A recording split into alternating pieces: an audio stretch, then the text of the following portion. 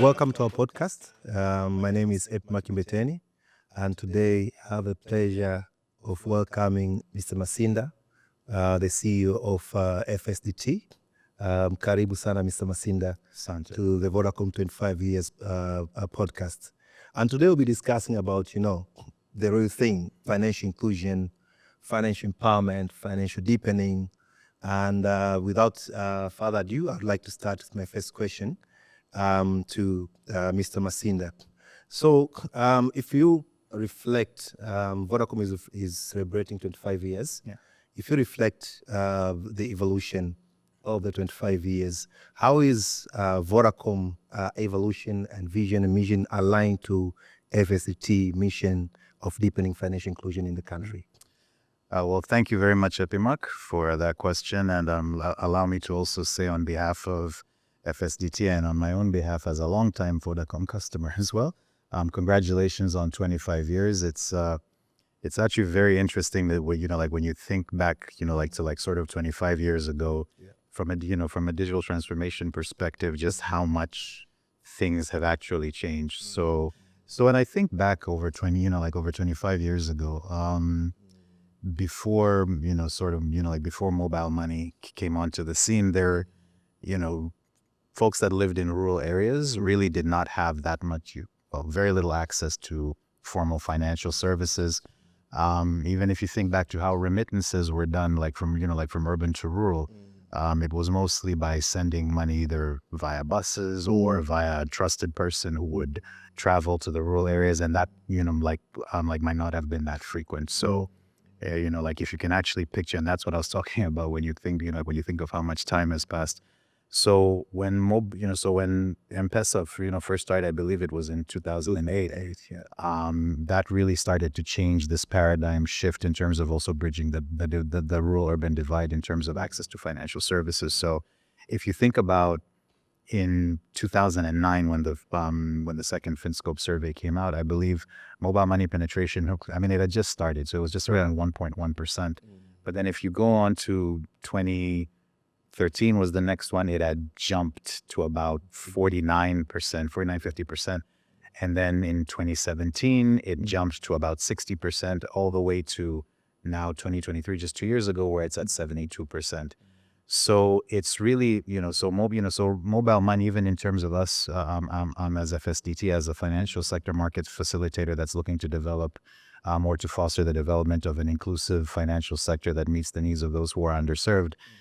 It's very clear over the last 25 years that mobile money has indeed played a huge part in enabling access to financial services, especially for those in the rural areas.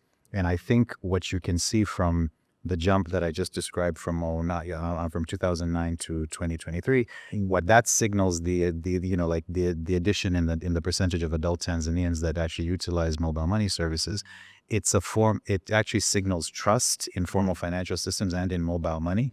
But I also think you shouldn't discount the effect that it's had on those in the informal sector by by now bringing them into the formal sector by at least even if it's P2P transactions that are disguised as merchant payments, but it still enables people to now have a digital footprint. So I think from a financial inclusion perspective, there's been it's undeniable that the impact that M-Pesa and mobile money in general has had on the financial inclusion landscape in terms of including more of those who are underserved and reducing the exclusion gap as well. So, thank you for that.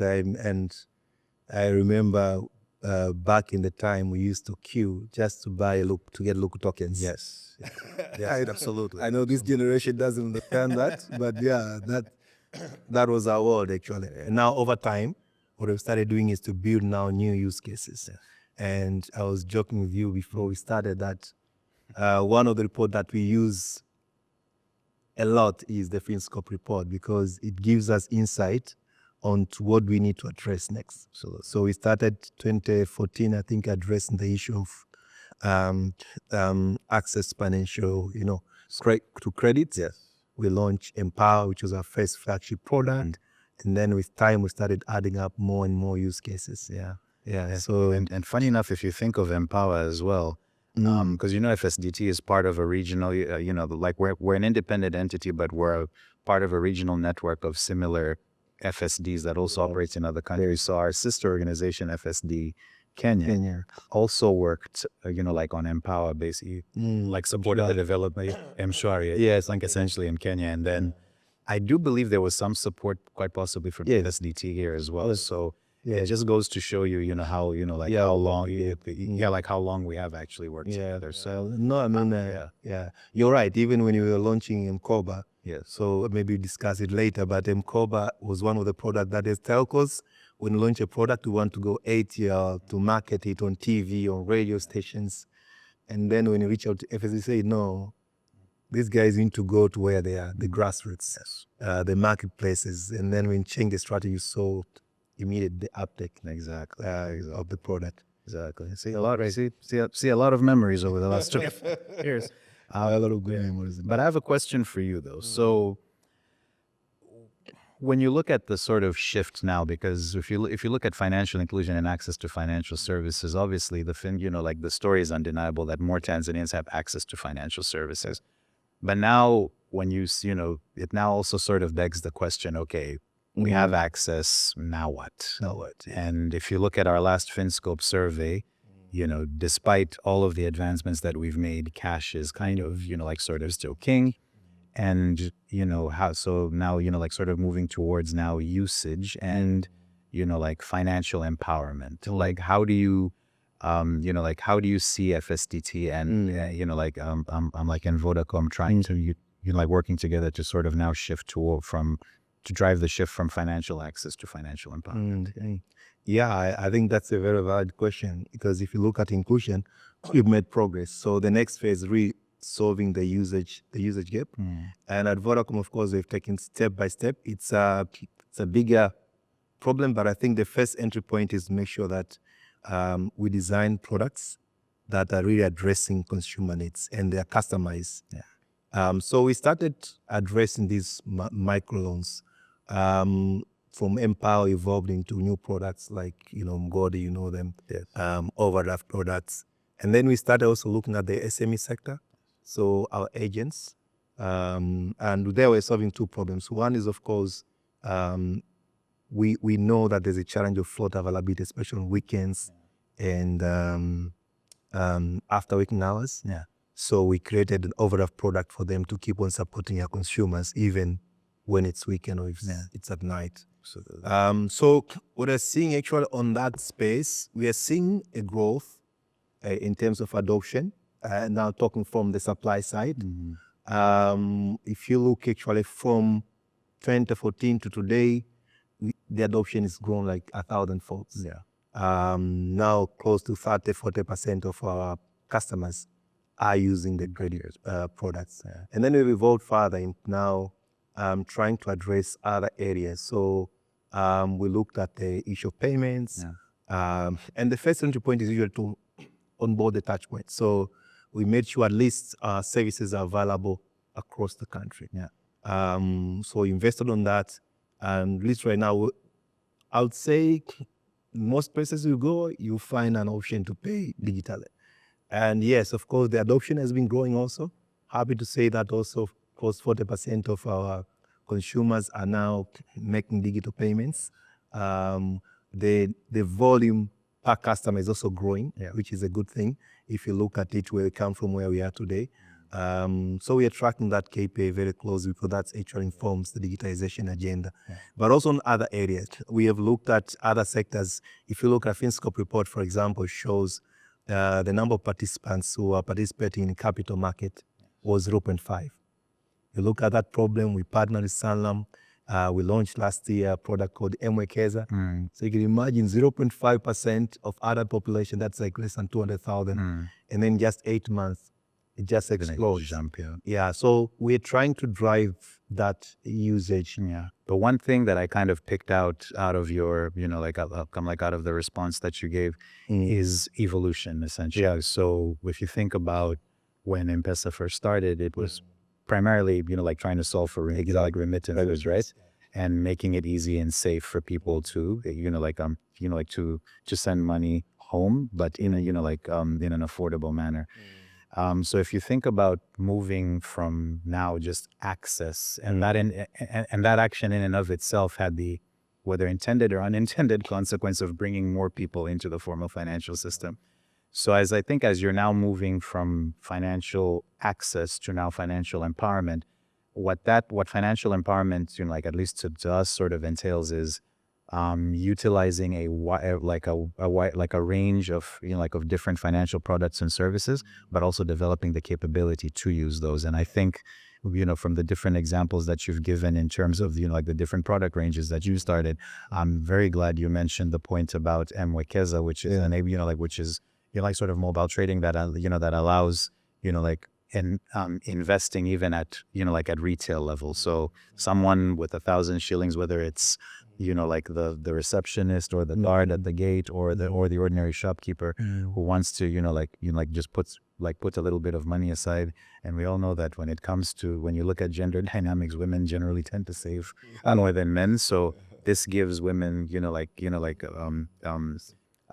so that's kind of what I say. Yeah. I mean, talking about empowerment, I give this example. We do a lot of market visit. We go on ground. Yeah. We talk to consumers. I was in Dodoma one time at the Massinda local market in Dodoma, and I was talking to one of the retailers there selling stuffs, and it was very interesting. So the initial conversation was for me to tell him that this good product. And then he said, okay, I don't need it. Then I said, okay, how do you save for the future? What's your, plan for the future, retirement, blah, blah, blah. Yeah. And the guy had none. And I started saying, do you know that by just saving 2,000 a day, because his income was like 15,000 a day.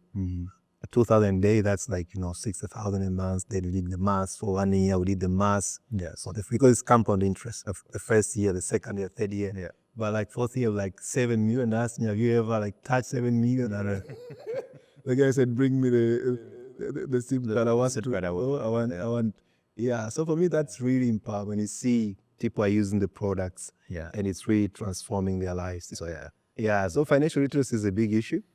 And actually, so initially our focus was, okay, you launch a product, you put it on TV, radio, try to educate customers. You'll have people moving around on ground. But we found that's it's not solving. It's solving part of the problem, but it's not really addressing. So what they've recently tried to do, it's a new model. Literally, it's like moving to community trainers model. Yeah. So we go into community, let's say in Monduli, we onboard some Maasais, because I was there last year, November. Interestingly, you need to have a translator to communicate. Yes. Yeah, close people. So it's that deep. So you have to onboard someone from the community. Yeah. And then you train them for a week, and then you onboard them to be engaging, training, and make sure that they understand. So with that, we are seeing huge change, huge progress. Over the past 1 year, that's what we've been really focused on address. So in terms of challenge, I think literacy is a big challenge. There is a new evolving challenge right now of trust because of fraud. Of course. Yeah. Right? It's a big issue right now. Going to the market to find people who have been defrauded. Huge sums of money, both on banks and mobile money, and it's eroding trust. So we are working very closely with the TCRA and, of course, law enforcement agents to try to address those issues. It's a very complicated space. We've seen, of course, global development of technologies. Of course.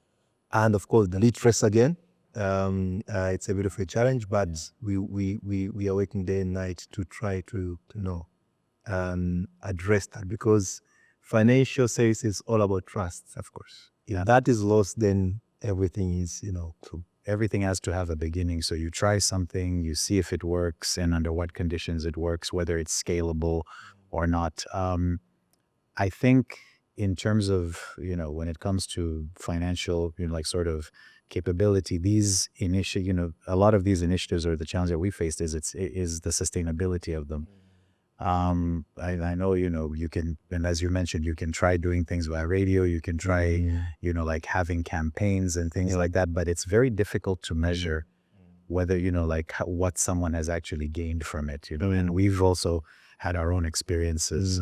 But I think also thinking when you think about financial literacy, I often tend to think that maybe, like we might confuse, like maybe we're looking at it a bit, like wrongly, because for someone being financially literate is more of an outcome, which is a function of one, financial education, and then usage, or being financially, like being capable of using financial services. So it's a combination of education plus actually using financial services.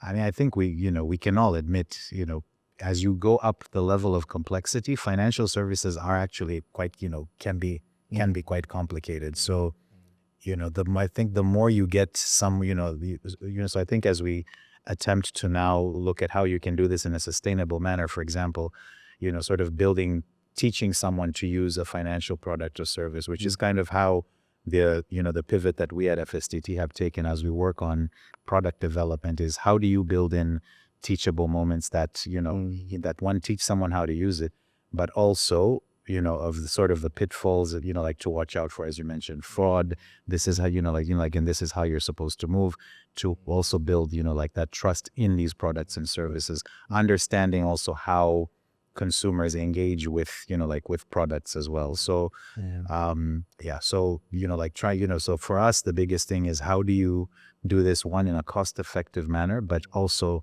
in a manner that is effective and sustainable, that even financial service providers that, like can do it in a manner that also doesn't add a huge burden, like another burden and cost as well.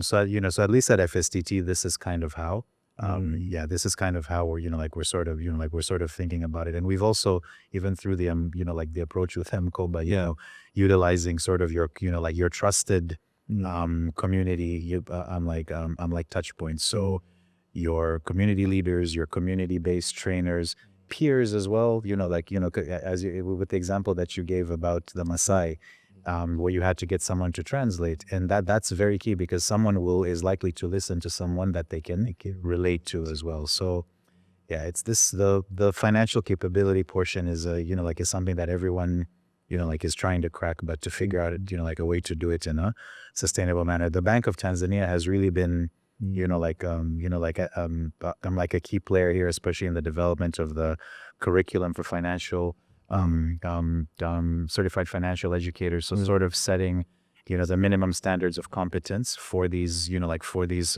education-based trainers. But also maybe looking, like looking at mass media as well, and how effectively you utilize, like not just campaigns for campaign's sake, but campaigns for, like for behavior change as well, to sort of, like change, change the manner in which people engage with financial services. So yes, we've come a ways, but there's still a way, but there's definitely still a ways to go as well. Yeah. No, you're right.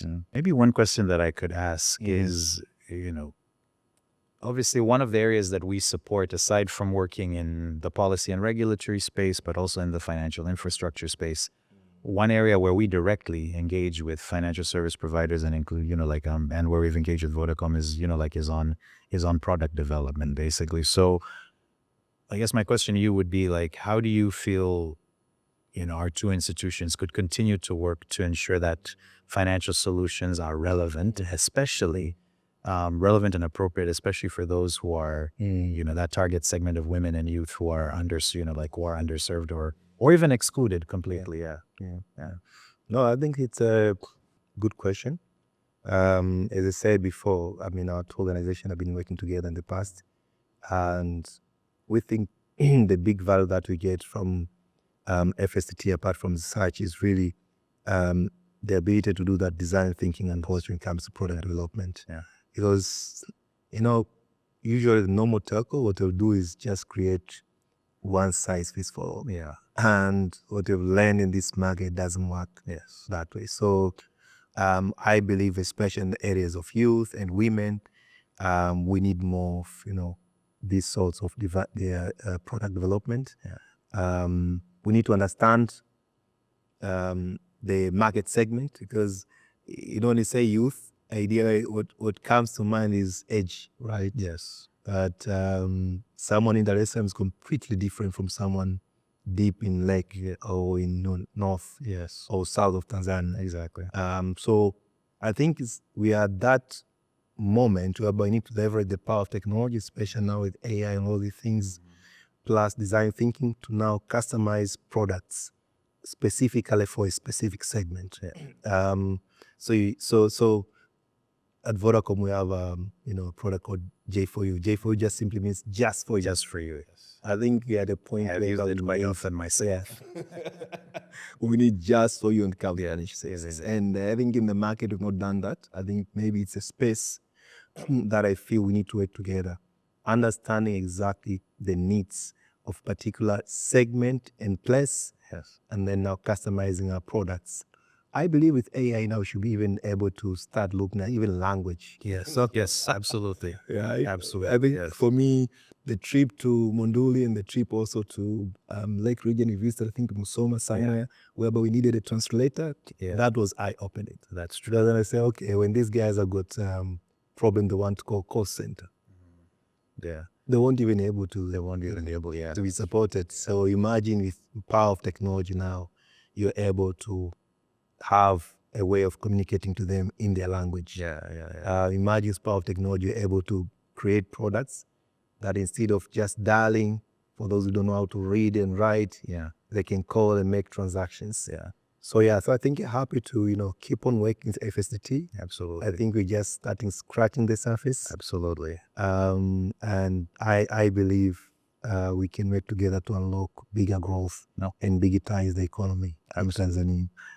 No, absolutely. And I think there's actually a couple of things that are, I think our respective teams are kind of, sort of in the midst of discussing. I think there's something around being insurance as well. And also looking at how, device financing, I think is one of those, because that's, that's a huge, there's a big gap between rural and urban.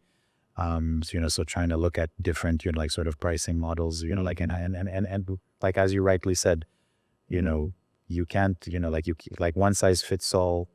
Even in urban areas, it might not even work for, for the entire urban area, but definitely when you're going into, like the rural areas, and even depending on what part of the country you go to, you sort of have to apply sort of different appropriate, sort of pricing techniques. So I know our two, our respective colleagues are sort of working in that area, but I couldn't agree with you more.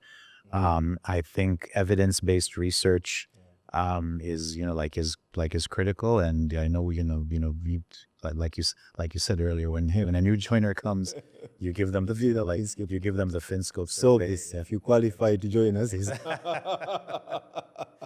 well, I hope Victor's taking notes. But anyway, we've been, it's been a privilege for us to be part of your, of the different strategy sessions that you've invited us to come and sort of discuss on. I think we've done it probably twice since the FinScope survey came out, and definitely happy to continue, sort of engaging to ensure that the products and services actually, are actually appropriate. I really my viewers said that. So ideally we do strategy sessions. Because we do a strategy, 3 strategy. And we don't want to go into strategy from boardroom perspective. So usually invite FSCT to give us, what's going on in the market, and to, of course, unpack also the FinScope report in detail. So usually in creator strategies, we like looking at those opportunities. For us, opportunities are the challenges. So how do you address them? And then that's how we build our strategy. I also know, I'm very well aware, and we've had discussions about this, about your sort of, you began this a long time ago, and I think, COVID, of course, was, was a tragic period, but it also, wherever there's tragedy, there's also opportunity. So because of the restrictions at the time, it really sort of, managed to push uptake of, of digital merchant payments as well.